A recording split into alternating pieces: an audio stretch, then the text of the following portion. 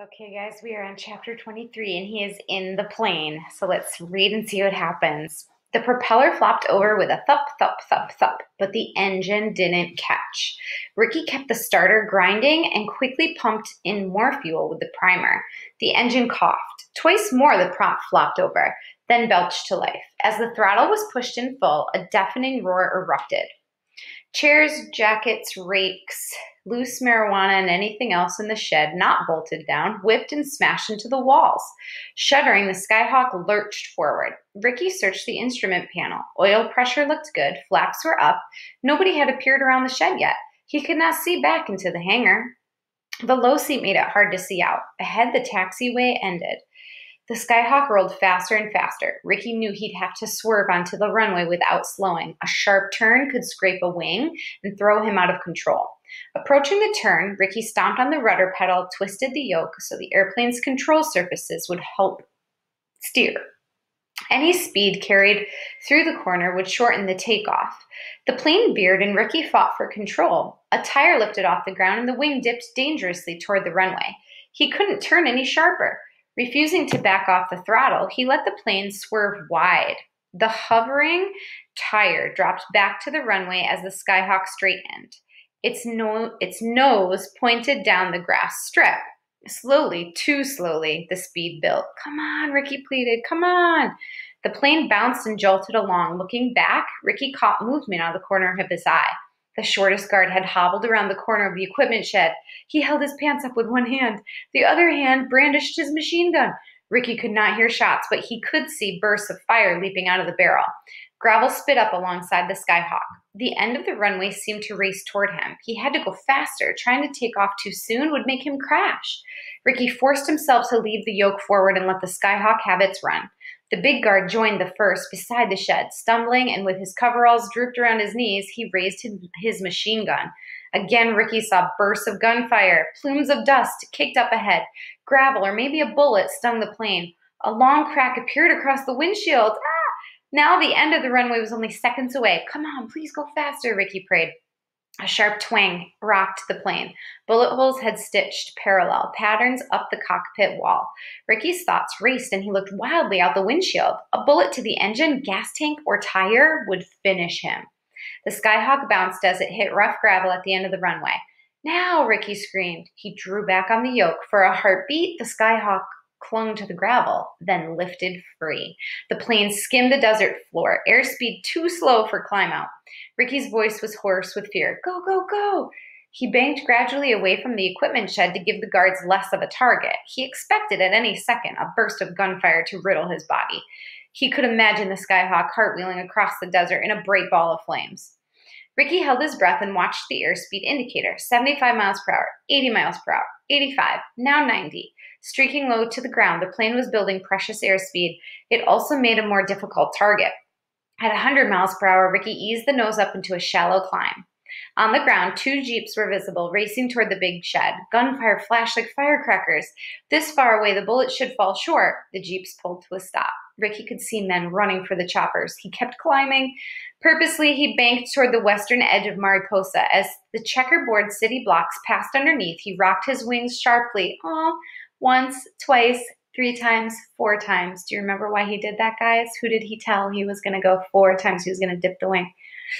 Then he leveled. He hoped a very special pair of eyes was watching. The thought of Soledad brought a lump to his throat. Cripes, he felt guilty for leaving her. They sure had done a bunch of crazy stuff. He couldn't wait to tell Dad about her. Never again would he call a begging kid a ratero.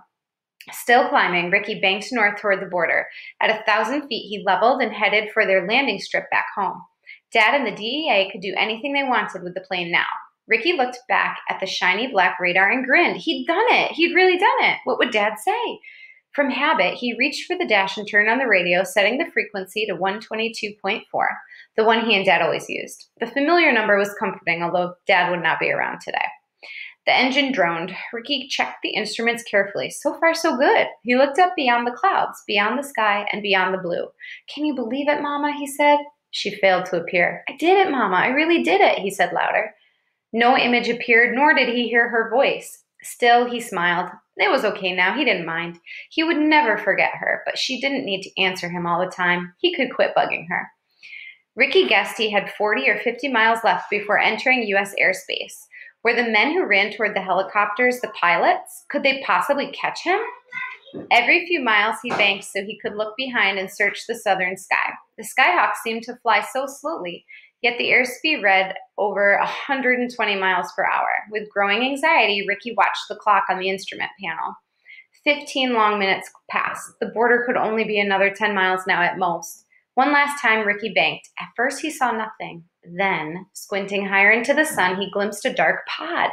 No, 2, 3. The Bell helicopters from Rancho Camacho flew stacked in formation, closing fast. Ricky panicked. He started to climb, but his airspeed dwindled. The Bell Rangers could go fast, outclimb, and outmaneuver the Skyhawk.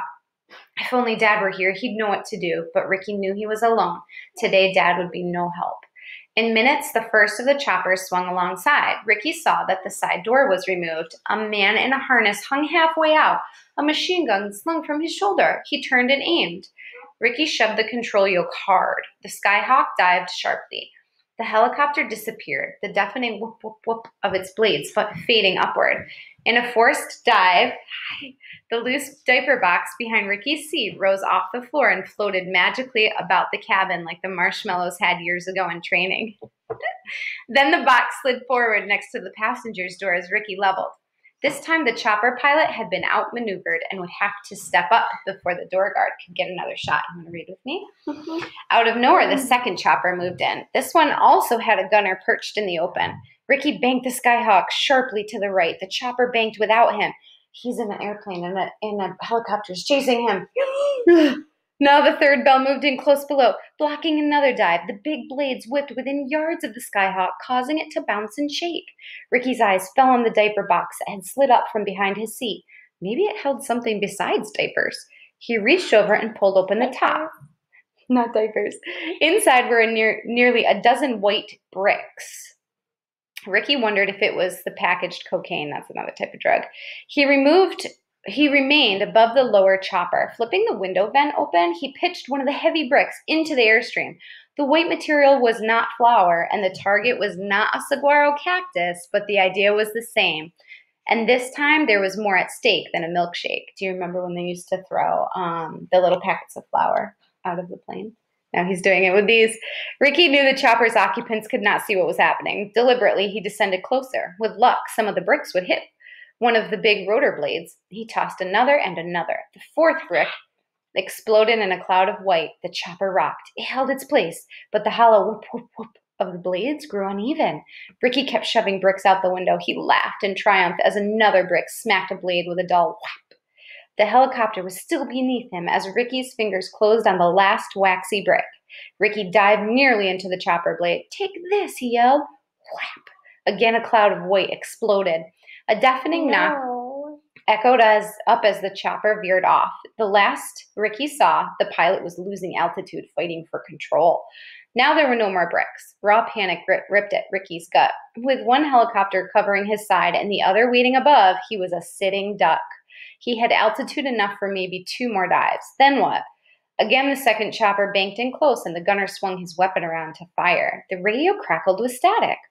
Ricky dived again as fire spit from the machine gun. The chopper anticipated the move and dived with him, not letting him get away.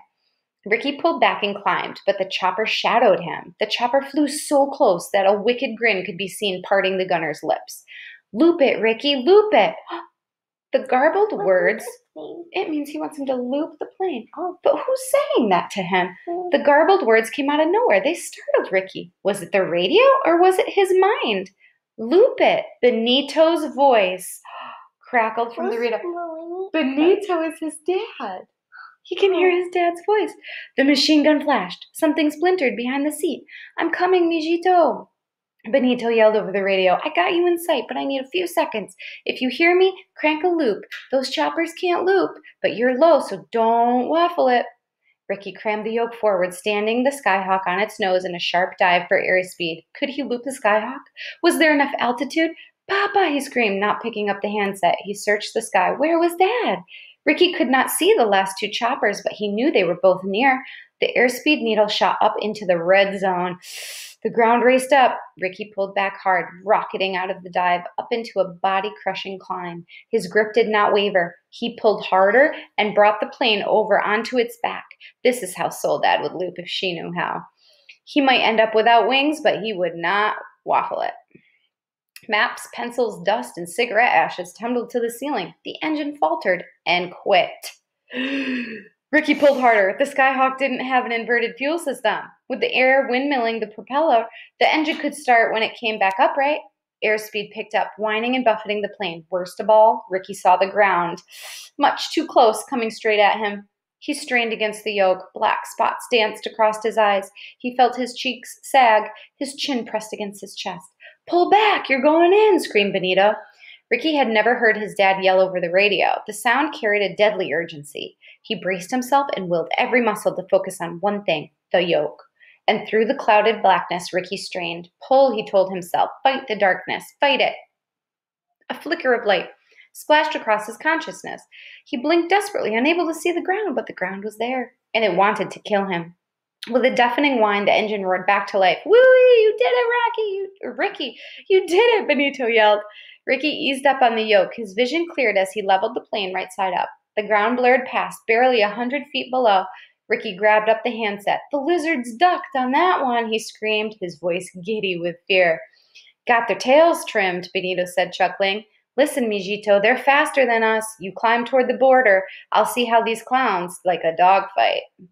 Full throttle, Ricky started climbing. If only he had the power of the baby. Again, he picked up the handset. He keyed the microphone so he could be heard. "Papa, where are you? Where are you, Papa?" A helicopter banked around, lining up again on the Skyhawk. "Right here," shouted Benito. A roaring red flash sliced the sky from above. The helicopter veered sharply to avoid being smashed by the growling baby Great Lakes. Mom, it's SKY? SKY is sky, you're right. Ricky heard his dad's voice, cold and deliberate. "We have a score to settle, boys." His dad is there in a plane. Hooray! He's going to get the bad guys. All right, guys, we'll see you for the last chapter.